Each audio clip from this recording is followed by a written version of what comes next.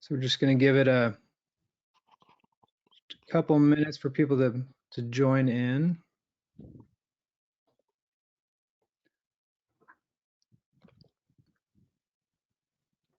See him rolling in there. I think we're live, right? We are. We're on the air. Yeah, right on. Cool.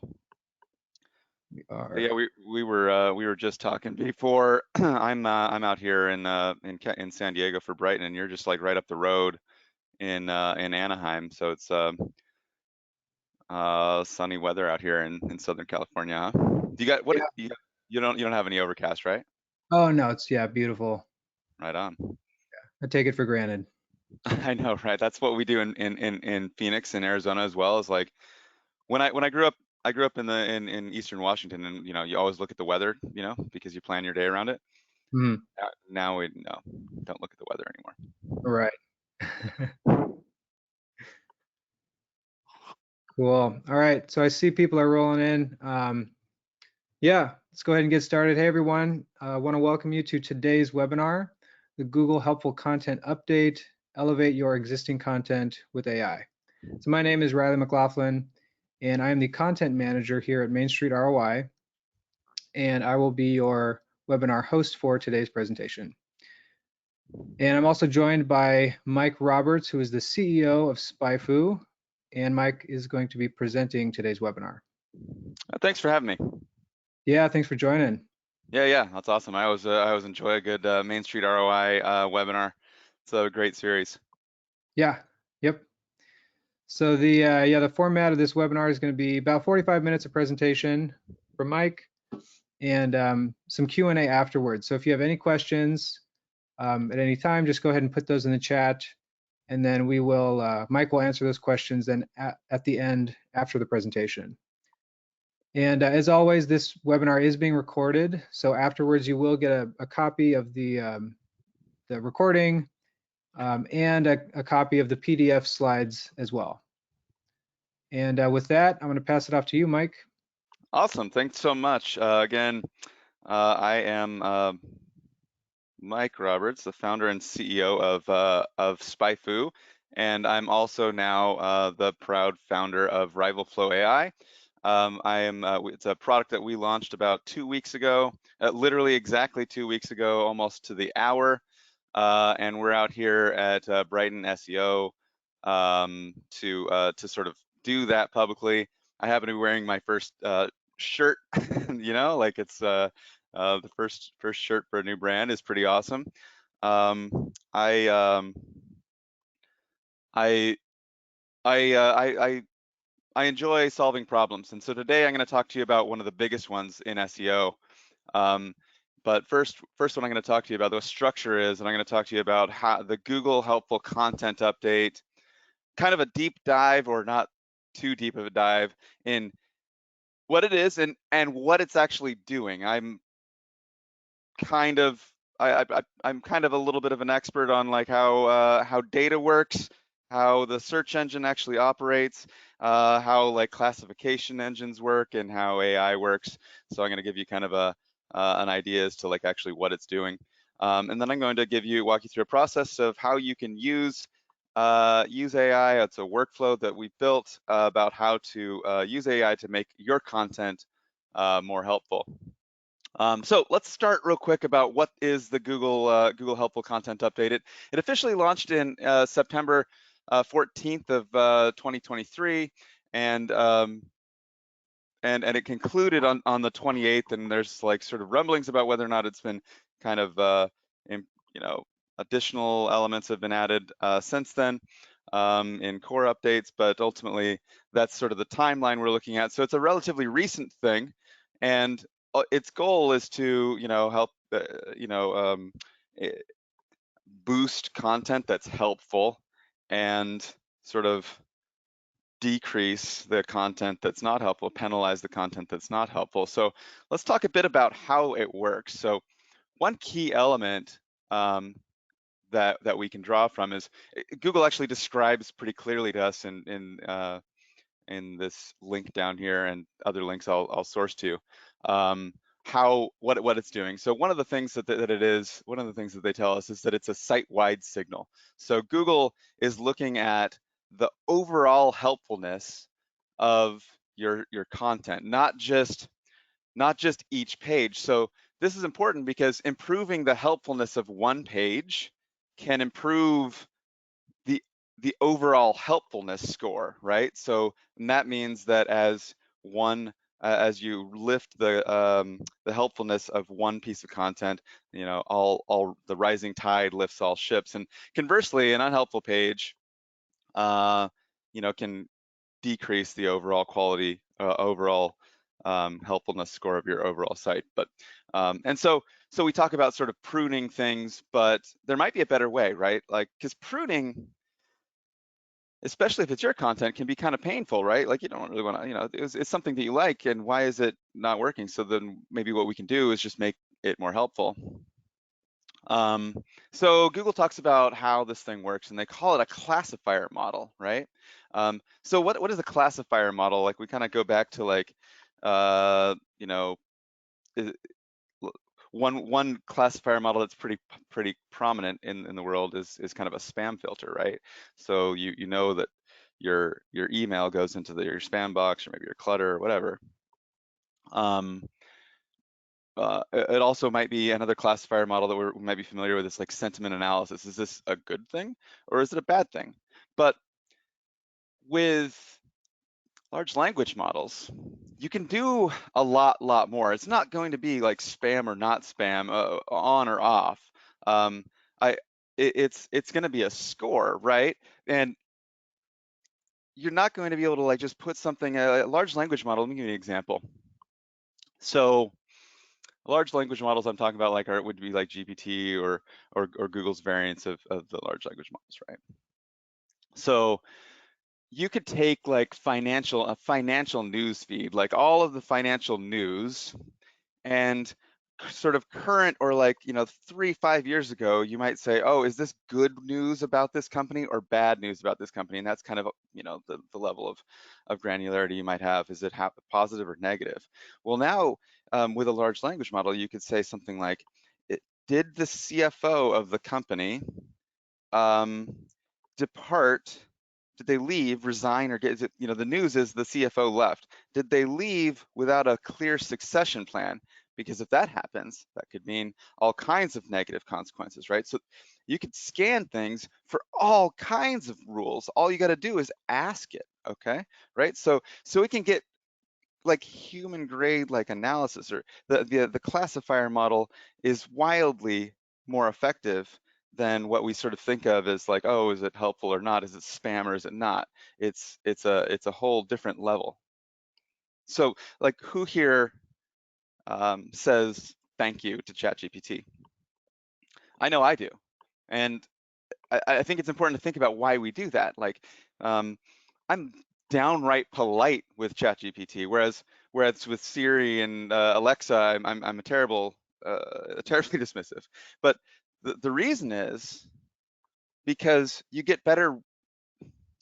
First of all, it's doing a good job, and so you're just kind of a polite person, right? You're just doing what you do. But the reality is that actually produces better feedback. It produces better results because you're like, oh, hey, thanks, that's a good idea, but can you do this?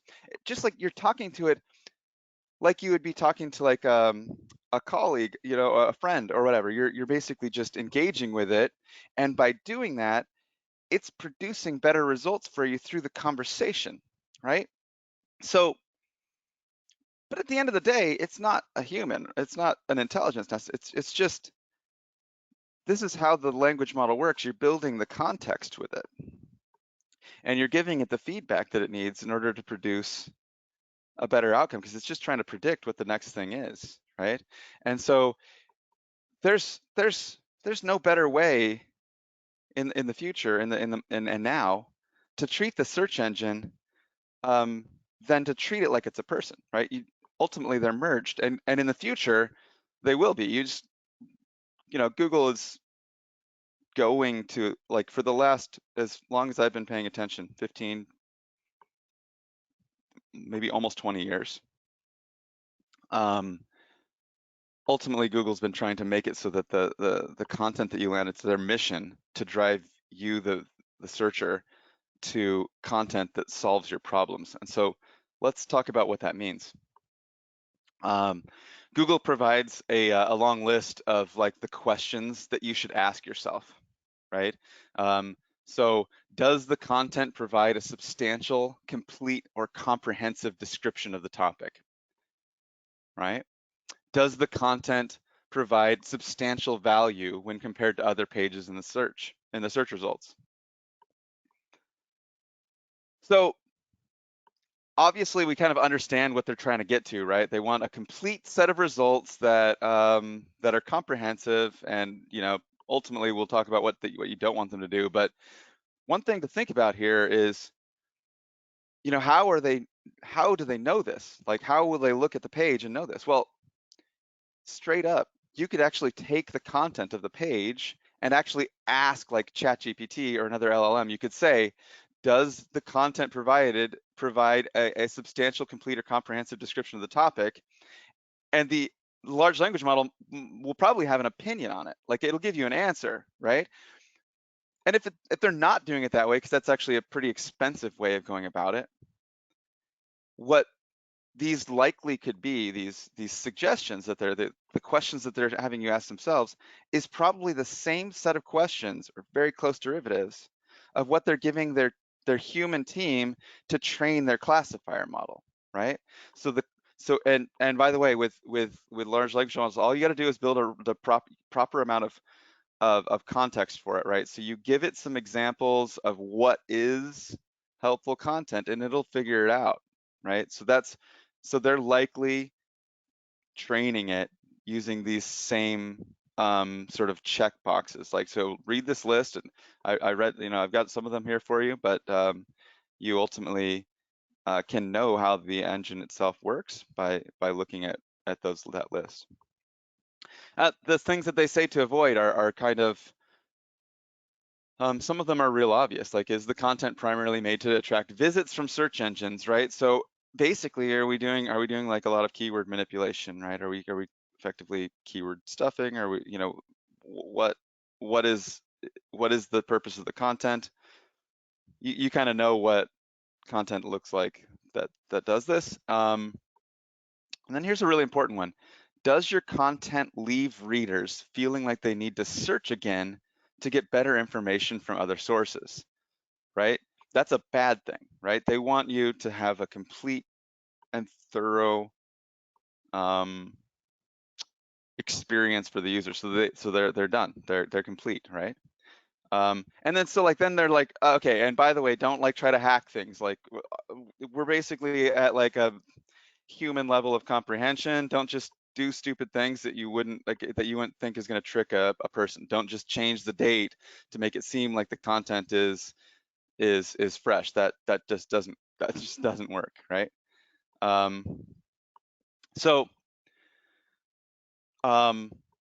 get a little bit more refined, right? So Google's search liaison, like I believe Danny Sullivan says, if someone's this is a tweet. If someone's asking a question and you're answering it, that's a people first content. That's people first content and likely aligns with the signal that's helpful, right? So he's saying basically answer people's questions. That's it, right? Like, here's what you need to know. Helpful content is answering users' questions. And ultimately that aligns with Google's long-term strategy. So let's talk about how to do that. Let's talk about how to make your existing content more helpful with AI. We could talk about how to make new content more helpful, but we're going to talk about existing content because, well, first of all, it's a harder problem, but second of all, when you're improving your existing content, it's like your baby. These are the ones that maybe you can really take advantage of now. But also, what we found and what we've seen talking to agencies is that the existing content, by improving it, you get like kind of immediate results and bigger results than by publishing something new. Like, it takes sometimes months or like 6 weeks or several months to actually get a new piece of content to rank, because there's just so much content being published that that the best opportunity to achieve lift on behalf of clients or on behalf of yourself is to improve existing content. All right. So I mentioned in my original slide that I like to solve problems, and I think I may have put on there that there is a problem that I've been trying to solve for like 10 years. I've been my best ideas as the founder of SpyFu, before there was SpyFu, there was no other way to like type in a website and see the keywords that they rank on. That was like, a fundamental innovation, basically being able to like do what SpyFu does. There's a lot of derivative products. We have a lot of competitors. It's about a $400-500 million a year space industry. This next problem that I've been working on is like a more fundamental problem overall to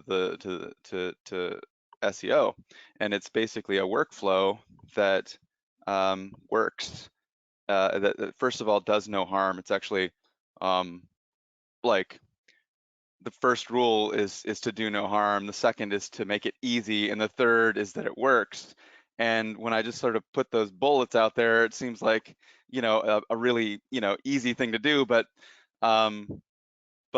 each of these virtues, no harm, easy, and works, kind of pull against each other. Like maximizing one means minimizing the other. So it when you try to do something that's easy, they tend to either not work or they're really sketchy, for example.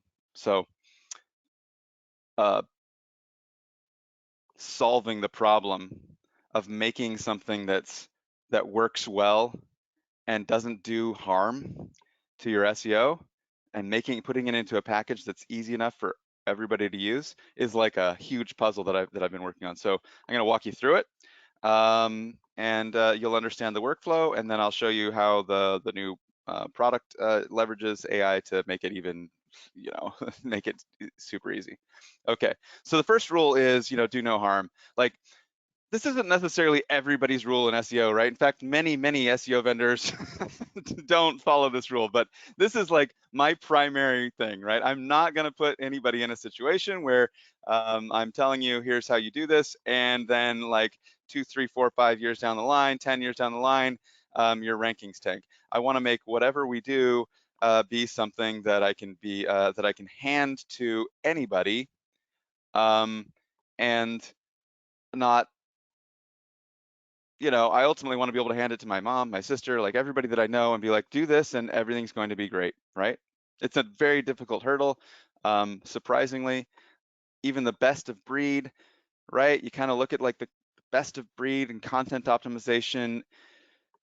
I mean, it's good. It's good. It's like a lot better than it used to be in a lot of cases. But ultimately, when you're looking at like keyword frequency optimization or LSA and all this stuff, it's like it's keyword stuffing. You're basically just trying to optimize for keywords, and that's not ultimately going to be in alignment with Google in the long run. And that's the goal. Like eventually, that's going to get penalized. And actually, this sort of content is stuff that's currently getting penalized by the helpful content updates.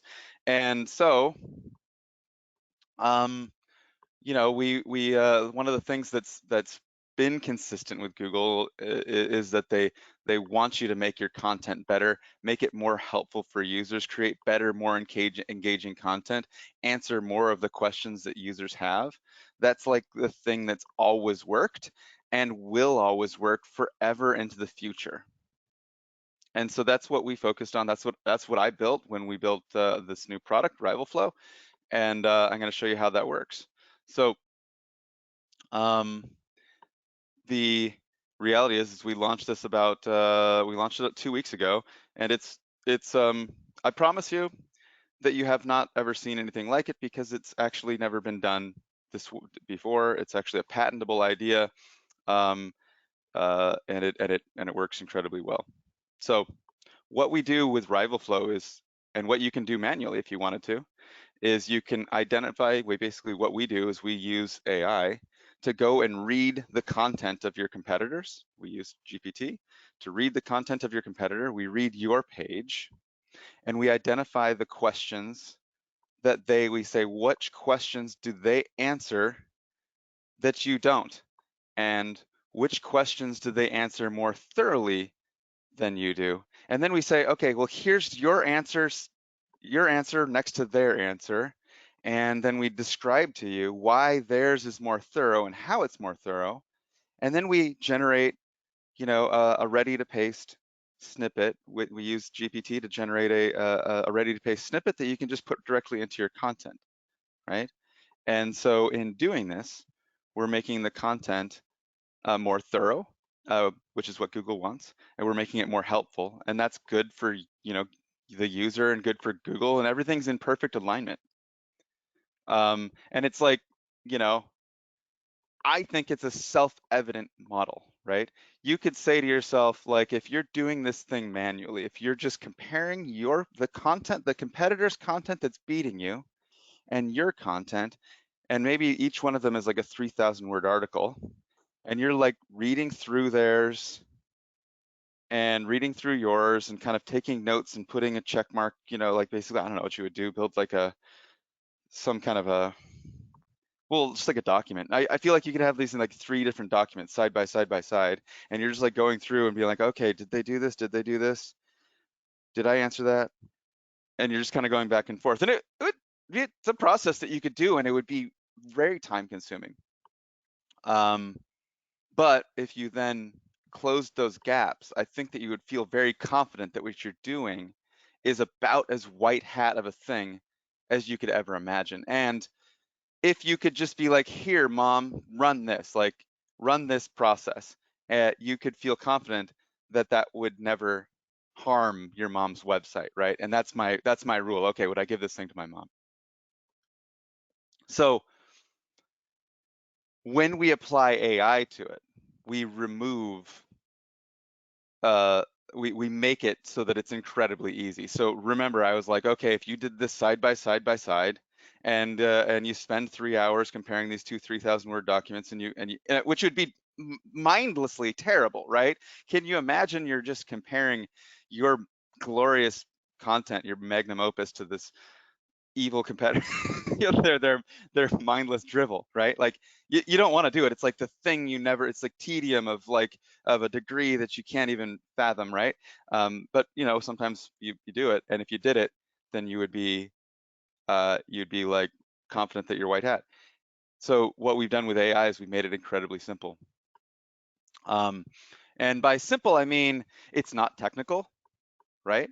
You don't have to like know code HTML. All you have to be able to do is copy and paste.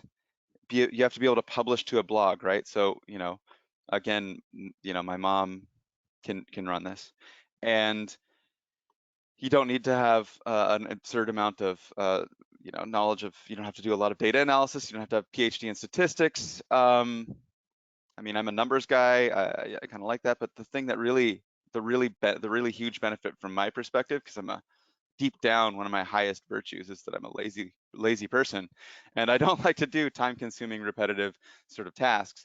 And frankly, that actually drives me to do a lot of things to remove the repetition in the world, right? So my favorite thing about this is that not only is it not technical, it doesn't require any code, any JavaScript, any integration, but it's also really, really fast and eliminates a lot of work in the world. So we keep it easy. I mean, if you can edit a blog, you can do this, and no technical SEO skills required. Now, this is the crazy thing. And I feel like I can't show you that slide because what I would expect if I was to do this super white hat process is I would expect, and I would expect about, if I was able to produce a 10 to 15% lift every time consistently, I would probably have the most successful, SEO product ever, right? Basically, when I was evaluating it, I was like, I feel like this is how it's going to work out. I'm going to get 10 to 15% lift. And then I'm going to have to like aggregate this over a bunch of things and explain to people how like rising tide lifts all ships and all that. But the reality is that when we run it, this is our first result, right? This is our first result, our actual screenshot of our Google Search Console. I'm talking about 2 to 3x lift. I did never in my wildest dreams expect a 3x lift. And the thing is that kept coming. Every single page that we ran, actually not every single page, about 85% of the pages, of the 30 pages that we tested on internally, this is what it looked like. We get this big jump. And the ones that didn't work were flat. And now what's cool, guys, is it's been 2 weeks. And so we've had a bunch of users come in and over the last 2 weeks. And so I've seen at Brighton, some people have shown me some confidential stuff that they've run for their clients, and they're getting the same results that we're getting. So we're getting this like this flywheel of market validation right now. And what's going to happen is that, you know, you're going to wind up hearing about this, not just from me, but you'll hear about it from other people that have tried it. This is how it works. Like, because you don't want to tell, you know, everybody. What you want to do is you want to tell your best friend or your you're sort of like the person that's in your mastermind group or whatever. You're like, check this out, right? And so that's like the kind of thing that we're hearing as I'm talking to people at the trade show. So in fact, this chart is actually how we got our logo. That's not really super important for this, but so we've got this sort of unlocked this trinity of SEO glory, where we've got this process that like can really do no harm. It's incredibly easy. Actually, you have to trust me on the easy part. I'm going to show it to you in a second here. And holy, I mean, it's incredible how well it works. I can't even.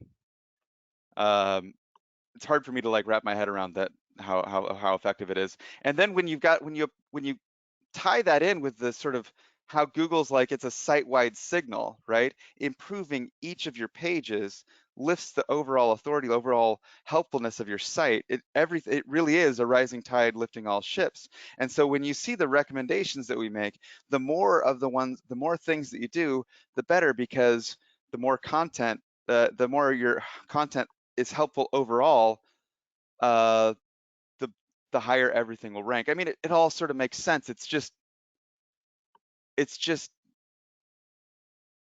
the crazy thing is how simple it is. And I mean, the thing that really like is awesome to me, because I have SpyFu, and you can check out SpyFu, type in a website and see all the keywords they rank on, and that's a broadly applicable thing.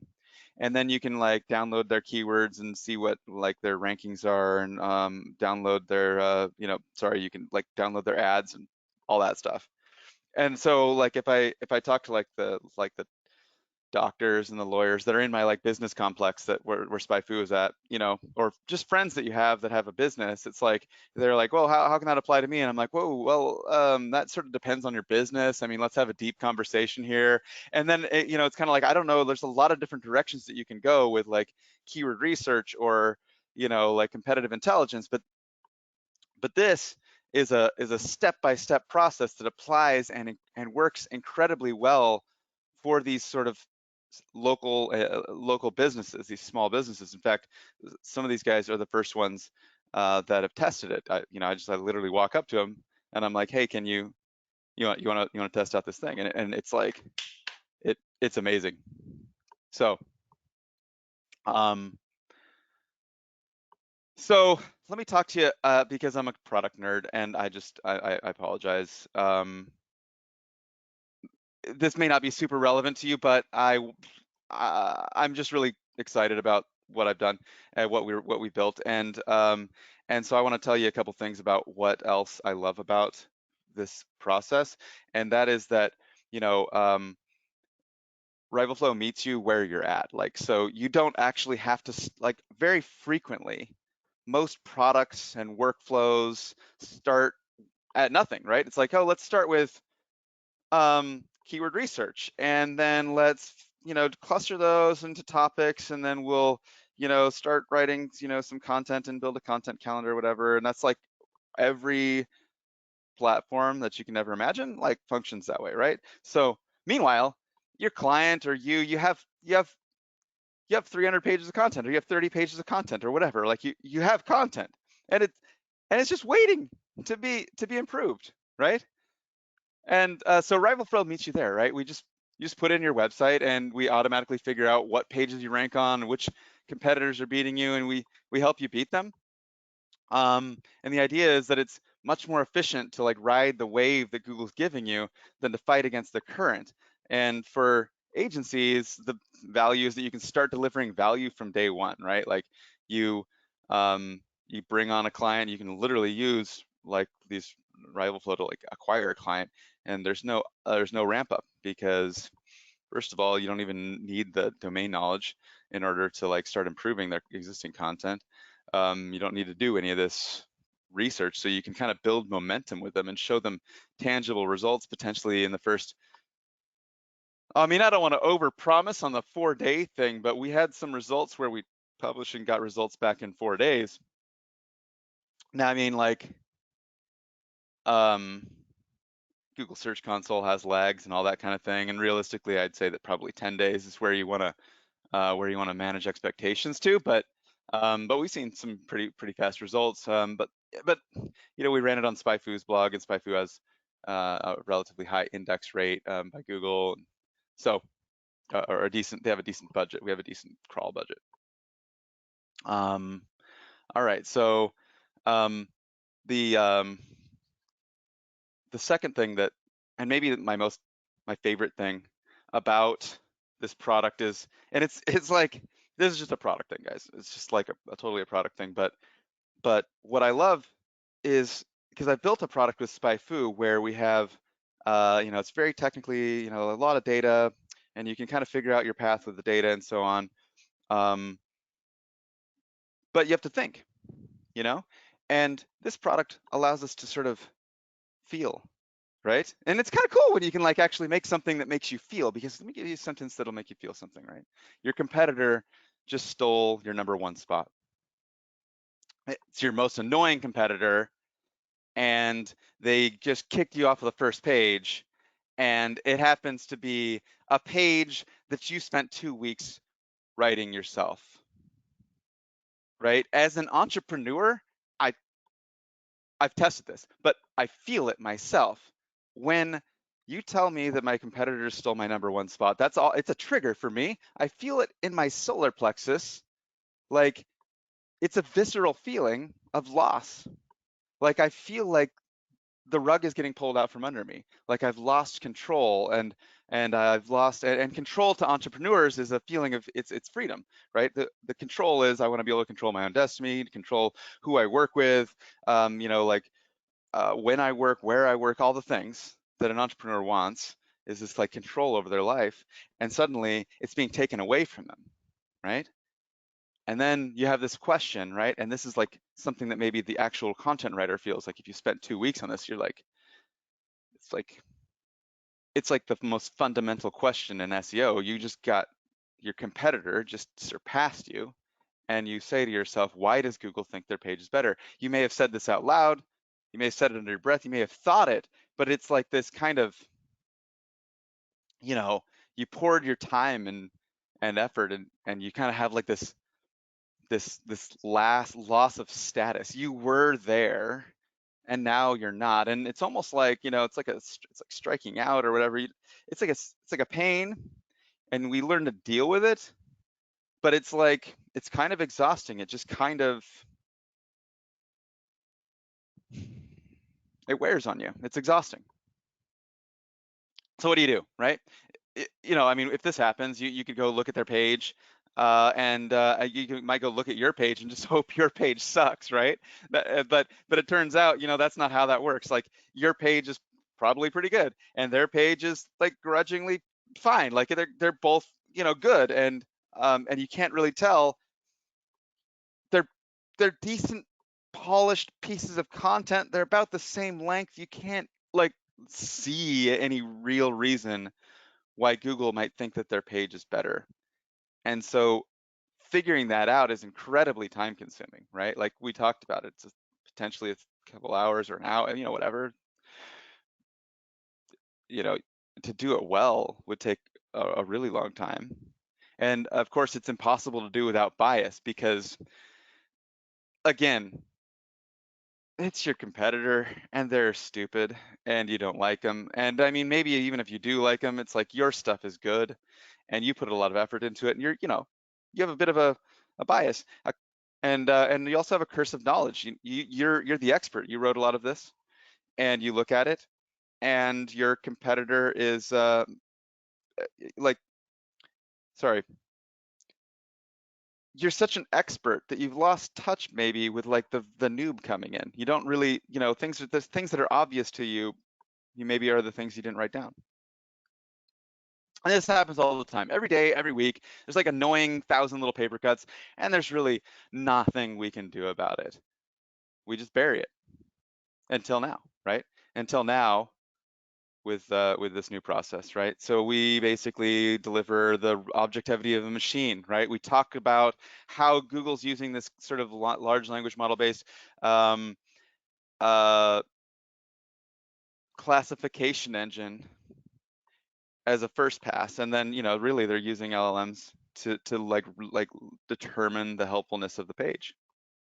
So RivalFlow is using the same technique, right? We're looking at the page with the objectivity, just like Google, removing the bias and the curse of knowledge, right? And so that's one of the values of using AI here, is that first of all, it's incredibly fast and removes all the stuff that you wouldn't want to do, but it instantly tells you exactly how their content is more helpful and thorough in the eyes of the machine instantly. And frankly, not just in the eyes of the machine, the objectivity of the machine, but really it's going to be the eyes of the user too, because we know that ultimately if you treat the two the same, then you're going to find success. And really they're kind of the same. Yeah. So this is the thing that I love. We're not just delivering, zero risk, easy to do, watch your rankings soar, right? Like these are like the selling points, improve your existing content with AI. We're delivering empowerment, and we're delivering we're giving your customer, or we're giving you back that the dignity and the control and the happiness and the fulfillment. And that is why I exist. Like that's why my company has existed, like making you feel better doing your work and saving you time. I mean, okay, if I can save you time and save you money and make you richer, that's cool. But if I can make you have a more satisfying, like kind of like you're less under the thumb of Google, or less like sort of kind of like a sort of at the whim of the internet, if you will, that makes me feel really great, right? And agencies, this sort of empowerment thing is a bit of a different aspect to you. But one thing you want to understand is that when you're talking to owners like me or whatever, you understand that the visceral feeling of that loss of control, and then you're able to deliver that empowerment, right? You're able to say, hey, I'm going to tell you about a problem that you have. Your competitors passed you, right?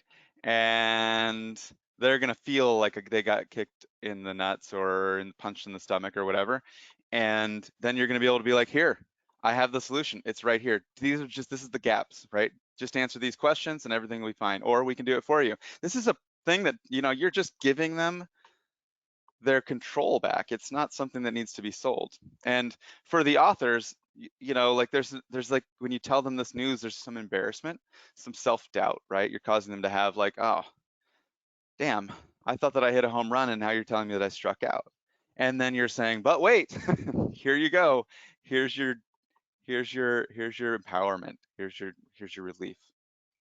And so we sort of talked about this earlier. Agencies know that improving existing content is the most effective way to achieve lift. But the problem is just talking to them all day for the last 2 weeks, because this RivalFlow product has been incredibly successful with with agencies, my calendar, my inbox is full constantly, which is crazy and cool because I don't normally do sales. We just kind of like threw this sales thing on my back because I'm the founder and I do that. Um, and it's great because I like to connect with people and understand their unique needs. But obviously, talking to everybody, what I find is that they're already doing content updates. We're already building customers for it. But the problem is that it's a time-consuming task that requires a lot of skill and judgment, and those are expensive. And it's hard to create a repeatable process for this. It's easier to create a repeatable process for content creation, link building, and all these things are more straightforward process. But to update existing content is hard. And so what we've done is we've massively streamlined that for you know for agencies. Just works beautifully for all the local businesses. Delivers much better, more predictable results. By the way, not just local businesses. Works for B2C, B2B. The only things that we have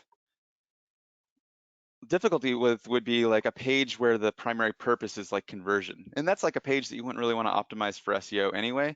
The only challenge is that it ranks, and sometimes we'll make a recommendation and it isn't the best recommendation. So anyway, saves a ton of money and really streamlines that process for you. So I want to show you guys this thing in action. But first, let me reiterate like how it works, and we got a little bit of a tour of what we're about to see. So we're just following this workflow that you could straight up do manually. We're going to find the competitor that's outranking us, right? Find the competitor that's outranking us. Or in RivalFlow's case, we like kind of give some sort of boost to those ones where the competitor just surpassed you, because it's like you want to make it fun, right? Like it should be fun to use the tool, satisfying. Oh, they just surpassed me. Oh, okay, well let me try to like win that battle real quick. Let me take that back. So we're looking at places where your competitor, and also by the way, that's a good signal, because if they're moving up and you're maybe moving down, I mean, those are like, it's interesting for them to be statically above you, and but if they have a velocity, if they have a direction, that's important as well. It's an important signal. So anyway, we look for those things, right? So you can do this too. Look for the competitor that's outranking you in Google, and then what we do is we find the topics that they cover that either you don't cover at all or you cover only partially. And the way that we present those, of course, is as questions, because topics, it's a writer's trick, right? Like, it's easier to answer a question than it is to sort of write something about a topic, all right? Like, if I just gave you a broad topic to write about versus just asked you a specific question, it's much easier to just answer the question. So you can actually, if you don't want to use GPT, if you're not into like AI generated content, totally fine. Actually, most of the value is in finding these gaps, right? If you were to do this yourself and do this analysis, what you would do would be find those questions or find those topics, and then you just write them yourself, right? Or maybe you're already on the AI bandwagon. Maybe you're already using a tool, Jasper or Copy AI or ChatGPT or friggin' Notion, or eventually, like, generative AI will be in every product ever. So you can use whatever process that you currently use. And that's what you would do if you did this yourself. You'd just find these things that you have to fill, you'd write the content, and you can do that using RivalFlow. You don't necessarily need to use our GPT generated stuff, but it's there. All right, so let's look at this live. So I've got this thing where, with Microsoft, where I can slide. Let's see if it works. Okay, can you see that? Did that slide? Can you tell me that, Riley? Yeah. Oh, right on. Awesome. That's perfect. So this is the website homepage here, right? So what I'm gonna do is I'm gonna go to we're gonna put in like a brand new something here, if I can slide over. So I'm gonna try that. This is my physical therapist. I could use literally any site. Did I just get a demo fail? Yahtzee. Good thing I don't rely on the demo to not fail. I don't know why that happened there. That's rather, there we go. That's weird. All right, here we go. So what this, so I just, because it failed, I kind of got ahead of myself. So we just put it on our website, right? So this is my physical therapist. I've used this before, but I actually, don't have this pre-prepared. So I'm gonna run it and see what we get, and you'll see what I see as we see it live. Because there's sometimes there's results that we don't actually have an answer, and that's okay because sometimes your competitor is actually not being more thorough than you are. So here we go. It's going to ask me for my region, which is the United States. That's their region. That's the search engine that they are competing on is google.com. It is going to tell me like their competitors. Now, if you were familiar with their competitors, if this is your site, for example, you might say, well, I don't necessarily recognize those. Hopefully there's some here that you recognize, but ultimately these are the competitors that you're competing on the SERP, right? And so these are the ones that you ultimately they're close to you, and they provide similar services, and they're potentially outranking you in the search results. All right, so I'm gonna create a new account here. By the way, this is 100% free, so you guys can do this. It's not going to ask me for a credit card until I create a few projects, so you can test it out for yourself. Let's do. You guys know my keyboard is being a little bit laggy here with GoToMeeting. All right, so now it's going to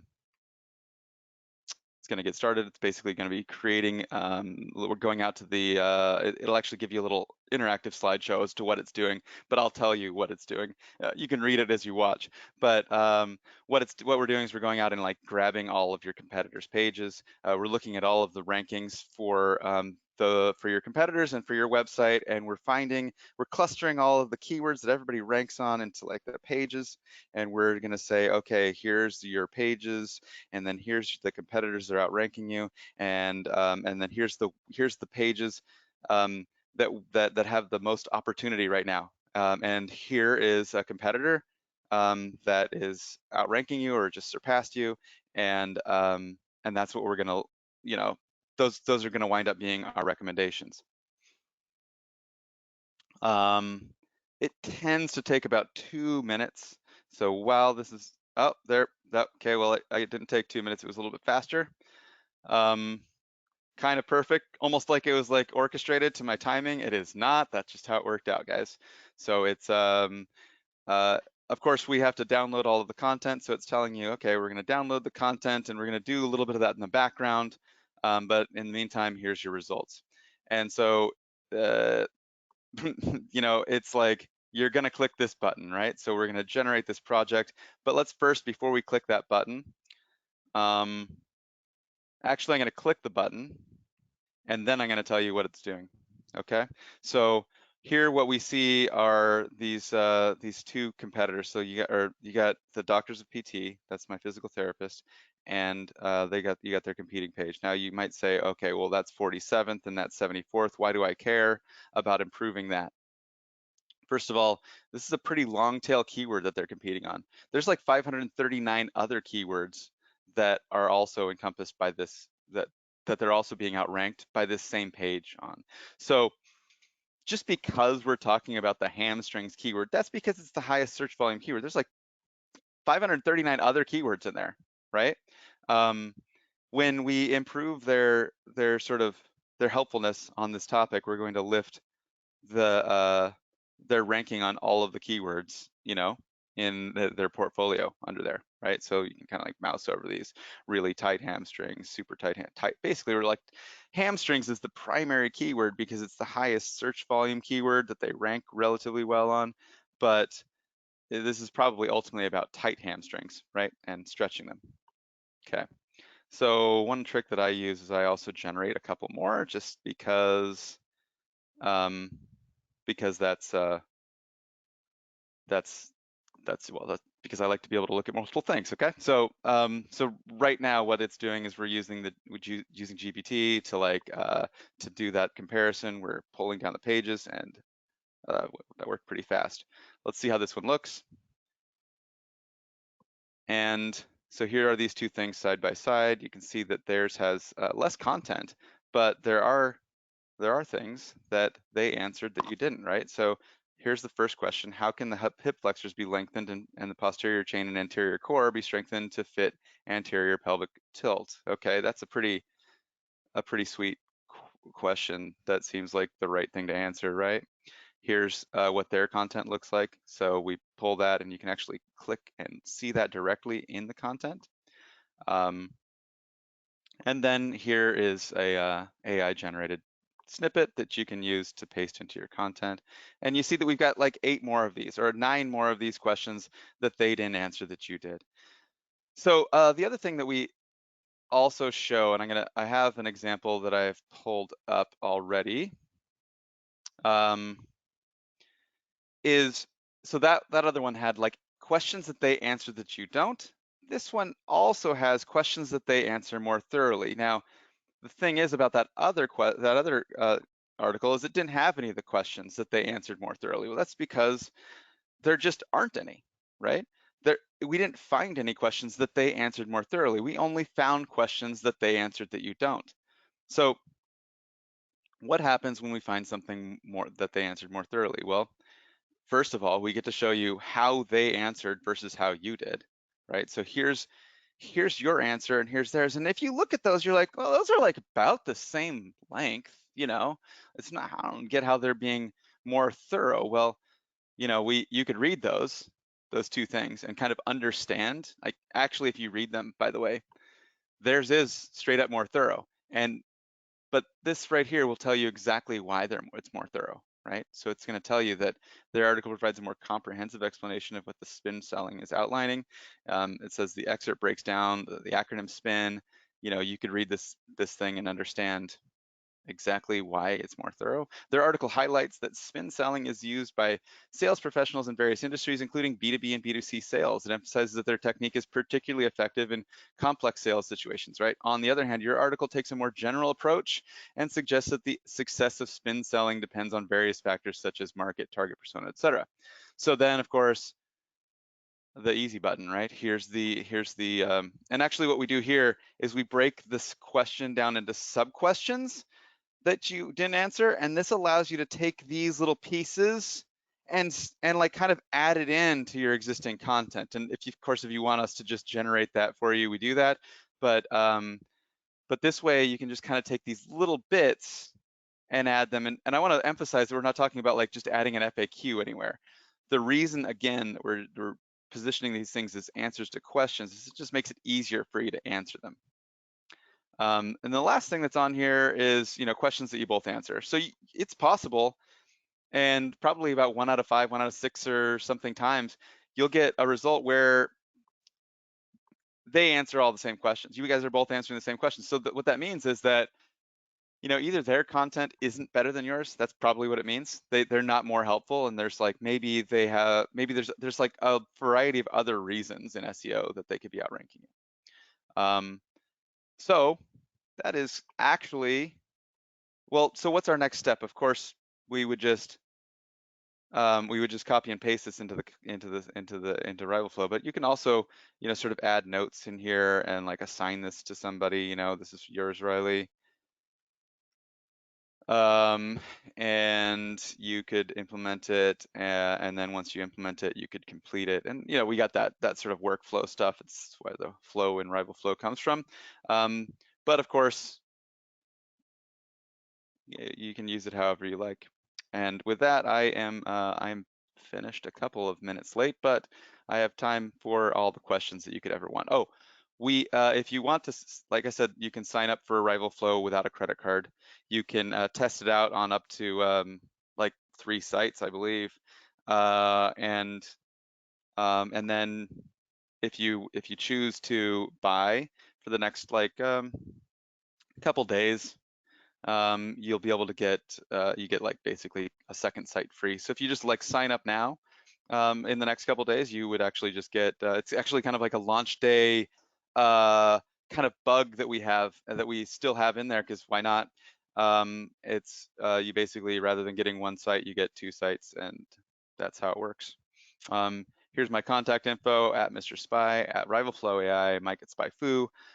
If you want to connect with me, and or if you have like deep questions or whatever, or you're like an agency and you want to like talk about like agency pricing or something like that, I have a Calendly that we can put into the chat.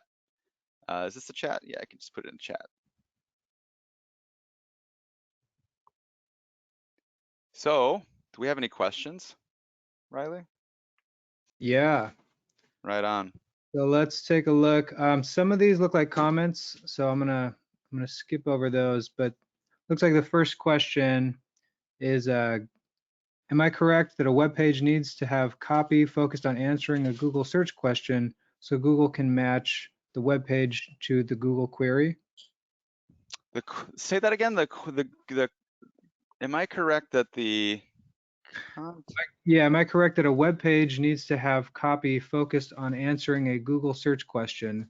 Oh, So no, that's not right. Basically, if you're, it's not about a question per se. It could obviously be a piece of content that's focused on just a normal keyword search, right? But copy answers questions. Like a user comes to a page with a question in mind, right? And Google is telling us, you know, Danny Sullivan, search liaison, is specifically saying if you're answering questions that users have, then you're in line with the thing. You know, like a user comes to a page and they're seeking to, that's why they're searching. They're looking to have a question answered, right? And so they may not type in a question.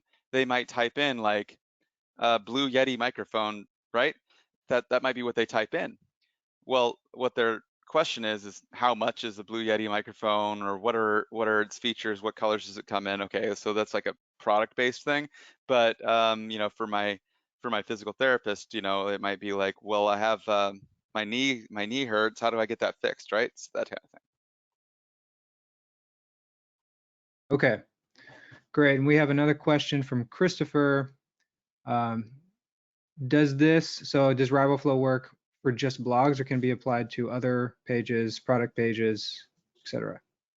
Yes, it works for any page. Like, so what we want to have is content that is where the primary purpose of the content isn't to convert, right? So what you know, like, so that's a little bit tricky with product pages on commerce sites, because sometimes you've got like a lot of descriptive content, and part of the purpose of that is to get you to rank and get you to like answer people's questions about the product. Answer people's questions is you're covering the description thoroughly. You know, I'm standing here next to my surfboards and I'm thinking, I made these purchases, some of them online, and I'd say like, you know, I definitely want to know a bunch of particular stats, like what's the volume of the surfboard, and how, you know, is it, what's the shape of it, and like, you know, how is it best used in what conditions, and you know, and then, you know, give me like sort of like, you know, your kind of style aspects of things, you know, like what, you know, anyway, so hopefully that answers the question. Yeah, all right. Question from Paul. Seems like RivalFlow is great for bigger companies and agencies. Any plans for a version of RivalFlow that works for small companies with fewer pages and thus, Oh yeah. No. It works fantastically for smaller for smaller sites. Like, it's one of my favorite use cases is that it works really well for small local businesses. If you don't currently rank on anything, right? If you have a site where you don't have, if you literally have like three or four pages, and you only have, you maybe only rank on less than 100 keywords or 50 keywords or something like that, then it's not going to work well. You have to have already kind of some traction. You know, I recommend more than 100 keywords, that you rank on more than 100 keywords, and that you have probably you know, more than 10 pages. right? But I've seen this work incredibly well for like, you know, lawyers, dentists, um, my physical therapist, um, mortgage brokers. So, these are sites with 20 or 50 pages of content. Works amazingly well, and it's super gratifying to me to be able to help, you know, people that I know and have known for years, and it's just like improving their site dramatically. Okay, another question from Paul. In a world of Google helpful content, are rankings for keywords still relevant? Oh, of course, that's how people search. So, like even though we're talking about, answering people's questions and making your content more helpful, they're ultimately searching in approximately the same way, right? Now, the sort of future of like, you know, is AI going to take over the top of the SERP? I mean, frankly, I think that that a zero shot what it's called when you like just ask ChatGPT or whatever language model a question, or like if you just do a search, okay, do this, right? Type in a search into ChatGPT, basically like type in a keyword, type in like Blue Yeti microphone. Yeah, it's gonna be a bad experience. Blue Yeti microphone, and it's just gonna come out with something. Okay, like your best result for like queries like that is going to be in the SERP, right? And we all have the ability to generate this content and tweak and improve this content. And Google, if or a zero shot thing with SGI or whatever, will have like one shot, right? And they have to be, the best, but they're not going to be, because you're going to be able to be the best, right? For forever, because it's incredibly computationally expensive to generate a single answer, right? But you can generate it and Google can rank it. Google can tell people which one's best, and they've been doing that, and they're the best at it, and they'll be the best at it for a very long time. So no, it's definitely keywords definitely still matter, but keyword stuffing, no. I mean, optimizing titles, yeah, I mean you need to do that. That's like for sure. Like, but that's still about user experience, right? Like, let me tell you how long it took me to like come up with the 5 words to describe RivalFlow. Like this is like, months of trying to say, okay, what does the thing do exactly so that I can produce that in like the smallest number of words. Improve existing content with AI is like, it's short and it describes and differentiates. You want to do the same thing for every page that you have. That's what titles are all about. That'll never go away. Okay, cool. And then another question, how can RivalFlow identify new topics for content that I may be missing? Or is RivalFlow really about modifying existing content, not finding new topics? New Yeah, I content? mean, so we have SpyFu, right? And so SpyFu is great at identifying new topics for you. And there's actually quite a few other tools in the market that will help you do that. And obviously, as time goes by, we can integrate those things better, more tightly, bring in that type of stuff. But yeah, really, the RivalFlow is about improving your existing content, and that's like something that is that nobody else is doing that, right? So we're sort of right there. At launch time, I want to make sure that all of the messaging goes into that idea, but I suspect that yeah, we'll add like different elements, different parts of the life cycle as we go on. But right now, if you want to figure out new pieces of content, I recommend SpyFu. But, like frankly, there's plenty of products that you can use to like look at your own sort of content footprint and identify new topics. But I think it would be fun. I think that computationally we could come up with some really good ideas for you, like looking at your overall content cluster and saying, oh, well, here's an area that you could be helpful about that you're currently not. I think it'd be fun. I'd like to do it. All right, question from Aaron. Is there any strategy on if we should start on our blog pages versus our main pages? I mean, you'll have like pretty good success on those blog pages, right? And remember when you go and type in, and I don't know what main means to you. If main means that it's the stuff that you're using to describe your product or service, RivalFlow will make recommendations to you about how you can be more helpful, and that might do good things for you. But I frankly think that simplicity and like fewer words, more headline kind of stuff on like your on your main pages, if that's what you're talking about, is potentially better than trying to make those things rank. But you know, your mileage may vary, and I only just think about my site, and like, so I wouldn't leverage. In fact, RivalFlow doesn't make recommendations about how you should improve your homepage. Like we explicitly say, we're not going to compare your page. We're not going to compare your homepage to anything, because your homepage isn't really for that. It's for describing concisely exactly what you do. So Okay. starting with your blog will get you like pretty immediate and awesome results.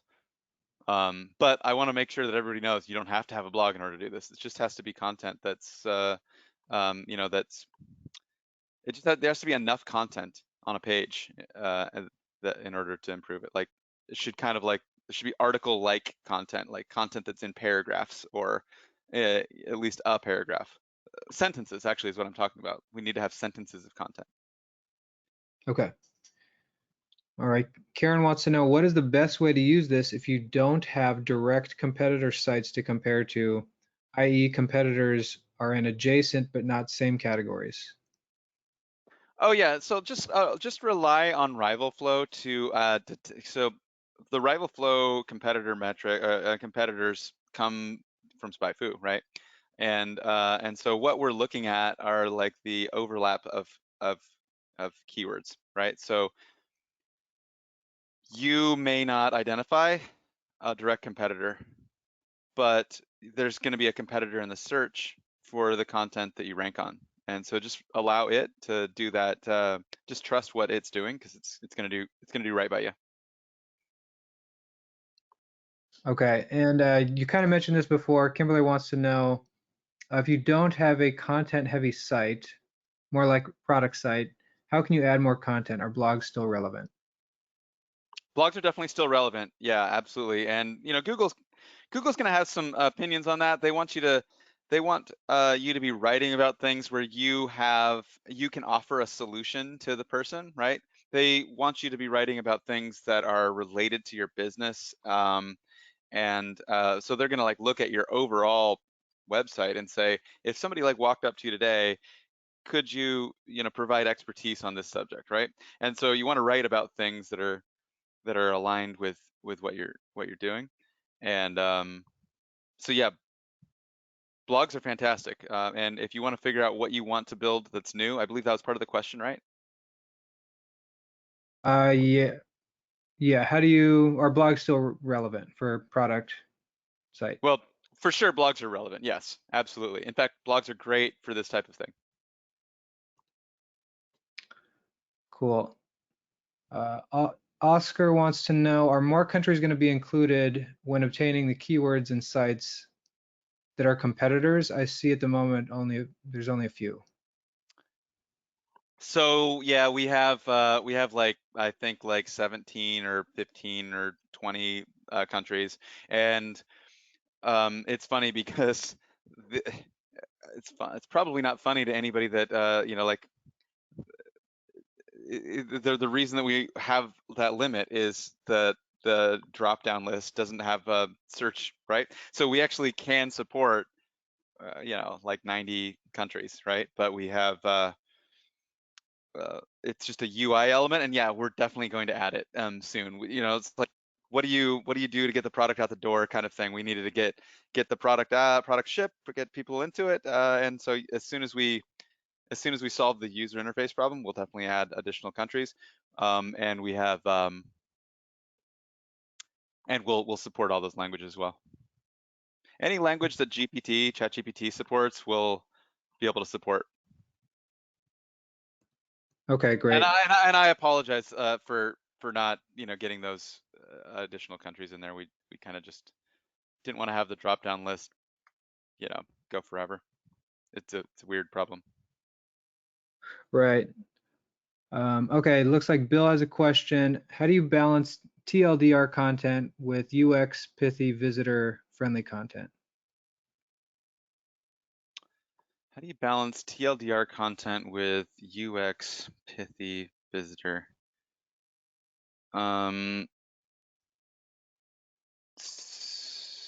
So I think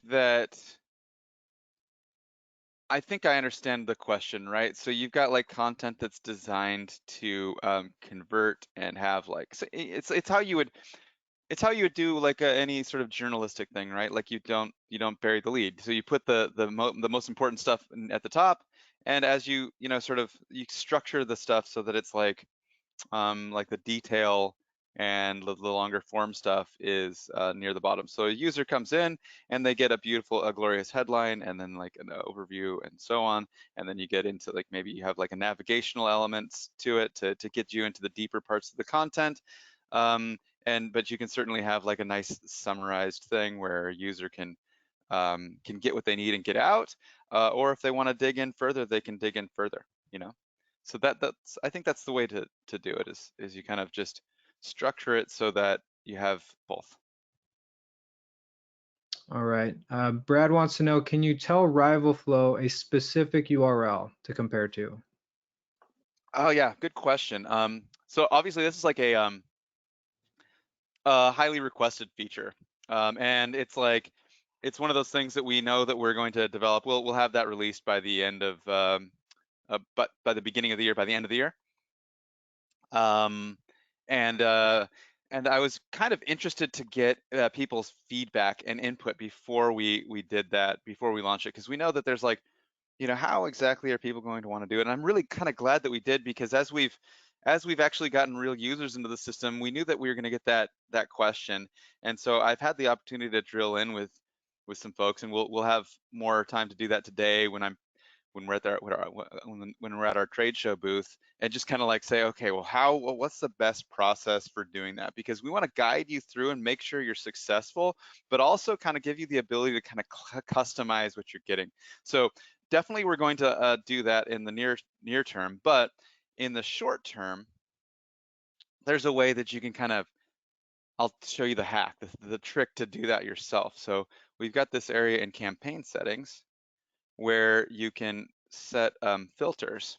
So right, this like makes it so that you could filter to like a blog or any page, but and you can exclude things and include subdomains or whatever. But you can just do, in addition to just doing like /blog here, you could do like /blog/ whatever your article title, right? So you just do that, you hit add, and I mean, actually, I would do it, but I'd have to go find what it is, but that's how you do it right there. And it'll refresh and it'll make the recommendation for that exact article for you. And don't tell anyone I told you. Because my developers will probably be like, oh my God, this is gonna like ruin our system, but I think you'll like it if that's what you want to do. All right, looks like we have just a few more questions left. This one's from Sandra. She says, I have a veterinary hospital site that includes a couple of hundred blog posts. How does it respond to that kind of site? Oh, that's fantastic. I mean, no, it'll do great for that site. Absolutely. That's like, because I'm sure that you have blog posts about various different types of ailments or procedures, and my dog has whatever, my cat this, so it's going to be fantastic, because that's like, I love those sites. It is absolutely dramatic, and the problem is, if you're like an agency doing it, if you're, like there's a lot of domain knowledge, or even if you're doing it yourself, like if you're like the veterinarian and you're producing that content, updating it is difficult, is expensive, because your time is valuable, and that's like a lot of domain knowledge, that now you don't need, because one of the benefits of RivalFlow is that it doesn't hallucinate. Like we don't just like ask it the open-end question like, how do you do this veterinary procedure?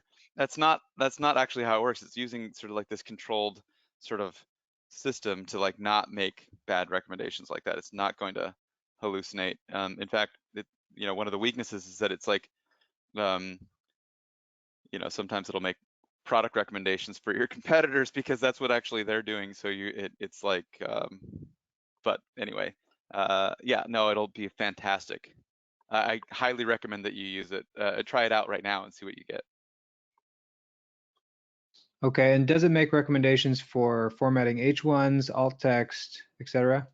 No, and and that's something that we could like kind of like layer on, because we know that like agencies might want that, but there's plenty of tools that'll do some kind of technical audits for you. Obviously, it's like what the entire industry consists of right now, is products, and some of them are great and some of them suck, and it's a whole, it's like thousands or hundreds of products that tell you how to like improve your sort of on page title, H1, stuff like that, but we're not doing that. We might like add in some of that stuff, but we'll try to make it really broadly applicable and simple. And I think the cool thing about the action stream is that we can make those kind of recommendations without having to make the tool, having to make you like go someplace to find the thing. So we'll just, if we can make a good recommendation for you, I think we'll eventually integrate that kind of thing. Okay, great. And I know we're a little bit over, so just one last question. Is RivalFlow part of SpyFu? So if somebody signs up for SpyFu, does that include RivalFlow access? No, they are separate products, but there's like a kind of like a launch month special that you can go into, you can go into SpyFu, and if you sign up for SpyFu, you get like a pretty good discount. Like it's like $9 for SpyFu. So SpyFu is normally $39, but you get it for like $9 for life if you sign up for a RivalFlow free trial. So it's like, yeah, that's kind of not like that difficult of a decision, and we sort of do that to help to kind of, you know, that's sort of the integration point. But yeah, they're different users, different potential audience, different potentially. It's always like a, you know, do you release it, this new idea into the SpyFu brand or not? And the thing is that everybody knows what SpyFu does. You download your competitors' keywords, and RivalFlow definitely does something close, but it's very, different. Like, right, it's like improve existing content with AI. So these are like two ideas, kind of need a different brand to go with them. And it's like a lot of it is different. So like with SpyFu, it's all you can eat. You want to be able to like see all of your competitors and download all their things, right? With RivalFlow, you're focused on your own site, and we're making, recommendations for your site, and so for each site is valuable to you. Another element is that with SpyFu, it doesn't make sense for us to like make it so that that you can have as many people on your team using SpyFu for free. But with RivalFlow, as many people as you want. You can invite as many team members as you like. And in fact, one thing that you guys might find cool is that you can, each of these reports that I was showing you, you can share those, and you can share them like broadly. Like that's like a link that you can post. Did I paste that into a question? I don't know what I put that. I don't know if that's a question that I just added, but I should probably put this into the chat instead. Yeah, do you guys see that right there? So that's actually something that you can go to, that you can share with your client or a customer or a friend. And so if you create one of these projects, even if you do it with a credit card list, you can share it with somebody. Like, so you can make a thing for them and be like, check this out, this is what it says. So it's really really convenient that way. I'm gonna Perfect. drop my Calendly in here too, in case you guys have any sort of follow-up. stuff. There's that Calendly. I am actually pretty busy for the next couple days, but you know, hit me up. And of course, my contact information is over here.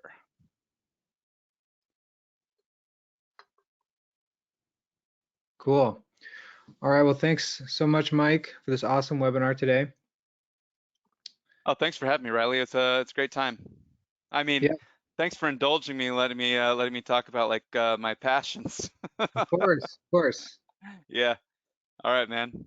Cool. And just a reminder to everyone, this webinar was recorded, so you will get a link with the recording and the slides as well.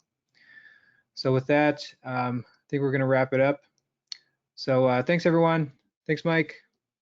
Thanks a lot. Have a good one. You too. Cheers. Bye.